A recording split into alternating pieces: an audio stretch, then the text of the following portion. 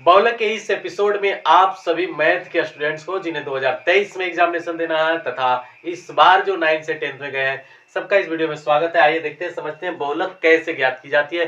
बड़ा वाला फॉर्मूला जब देखते हैं तो हमें डर सा लगने लगता है, पता नहीं कैसे वो सूत्र को रखा जाएगा और कैसे हम एग्जामिनेशन तक कर पाएंगे। आइए सीखते समझते हैं कैसे किया जाता है वास्तविकता में। डेटा आपको इस तरीके से दिया और ऐसा हो सकता है कि इसको ऐसे कॉलम में करके लिख दिया जाता है। हमने इस डेटा को खड़ा किया, इससे आपको ज्यादा समझ विकसित होगी। सबसे पहली बात ये देखा जाता है, बहुलक अगर आप निकाल रहे हो तो फ्रीक्वेंसी में सबसे ज्यादा किसकी बहुलता है। तो ज्यादा बहुलता क्या दिख रहा है बॉस? 155। नाम है बहुलक, देखना बहुलता है, देखना ये है कि फ्रीक्वेंसी मोर देन किसकी है, सबसे अधिक मैक्सिमम किसकी है। तो मैक्सिमम तो 155 के है, तो बहुलक वर्ग यही सेलेक्ट करेगा, बहुलक वर्ग का चयन करेगा यही कि बहुलक वर्ग करूंगा। तो बहुलक वर्ग हमारा क्या निकल के आएगा? 95 से 100। ठीक है, अब इस आधार पर हमें क्या क्या चीजें नोटिस करनी पड़ती है उसके बारे में समझते हैं। पहला तो हमें एल डिस्कस करना है, दूसरा हमें क्या डिस्कस करना पड़ता है, F1 क्या है, सॉरी F0 क्या है, F1 क्या है और F2 क्या है, ये और इसके अलावा एज का डिस्कशन करना पड़ता है। कारण कि जो बहुलक का सूत्र होता है उसका हम ध्यान अगर करते हैं तो बहुलक बराबर होता है L plus F1 minus F0 बटा 2F1 minus F2 minus F0 ऐसे करके और गुने एच कर दिया जाता है। इससे आपका बहुलक निकल आता है, इजिली निकल आता है, कोई दिक्कत कोई परेशानी नहीं होती है, आसानी से आप निकाल सकते हो। जब आप सूत्र को जान रहे हैं तब तो ये बात पता चलेगा कि निकालना क्या। जब इसे पता नहीं होता तब ये निकाल पाना या ये समझ पाना कि निकालना क्या पड़ता है मुश्किल काम हो जाएगा। सो डैट फॉर्मूले को पहले रिमेंबर करना है, इसके बाद आपको ये बात ख्याल आ सकता है। एल क्या है? बहुलक वर्ग का निम्न सीमा ही एल के नाम से जाना जाता है। तो एल का खेल तो बड़ा सिंपल है भाई, बहुलक वर्ग जैसे ही पता हुआ आपको एल मिल गया पट से, और ये पट से मिला बस इसके पहले वाले को हम F0 कहते हैं, इसके बाद गिनती गिन लो 0 1 2, मतलब F0 F1 और F2। बताइए ये कितना इजी है, कहाँ इसमें कुछ लगाना पड़ा है, खोपड़ा खोपड़ी कुछ नहीं, बिल्कुल इजीली हम इसे कर पा रहे हैं।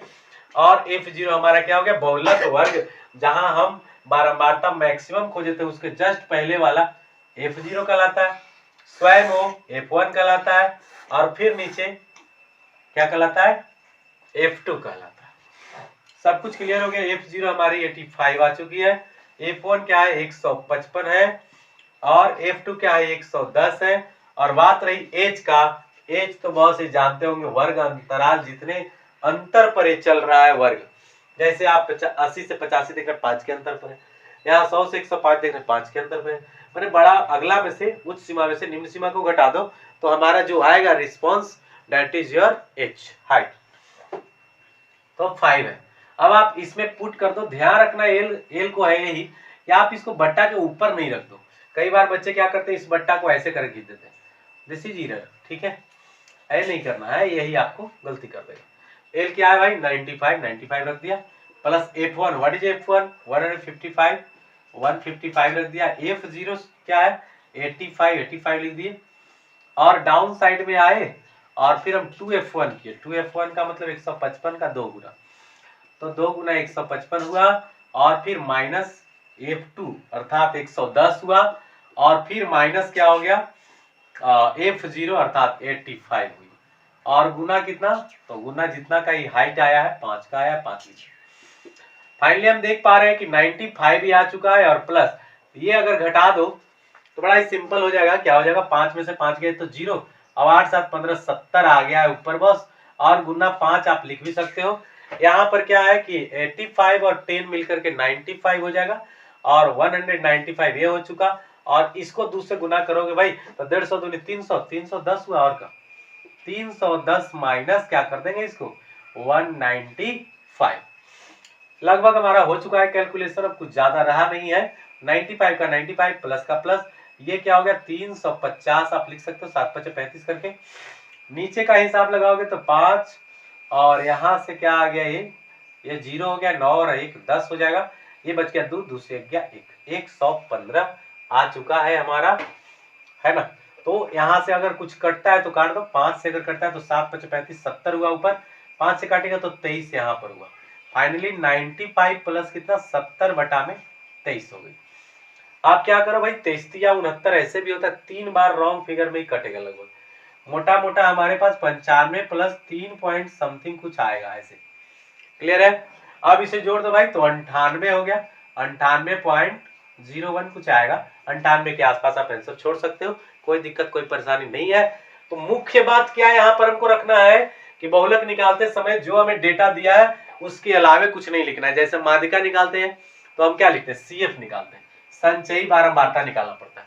माध्य जब करते हो तो उसमें वर्ग चिन्ह निकालना पड़ता है, फिर एफएक्स करते हैं, फिर सबको जोड़ते हैं, फिर सिग्मा एफएक्स बटा सिग्मा एफ, मतलब लंबी लिफाफा होती है उसमें। यहाँ पर कोई लंबा लिफाफा नहीं, बस जो भी है ये सूत्र है, और सूत्र में ही बड़ा आसान सा सूत्र हम इसको मान सकते हैं, क्योंकि इसको लिखना f1 माइनस f0 2f1, मतलब यही को 2 से गुना करके, फिर f0 भी घटा सकते हो, पहले ही आगे पीछे हो जाए कोई दिक्कत नहीं। ठीक है, कुल मिला करके कोई परेशानी कोई दिक्कत नहीं है।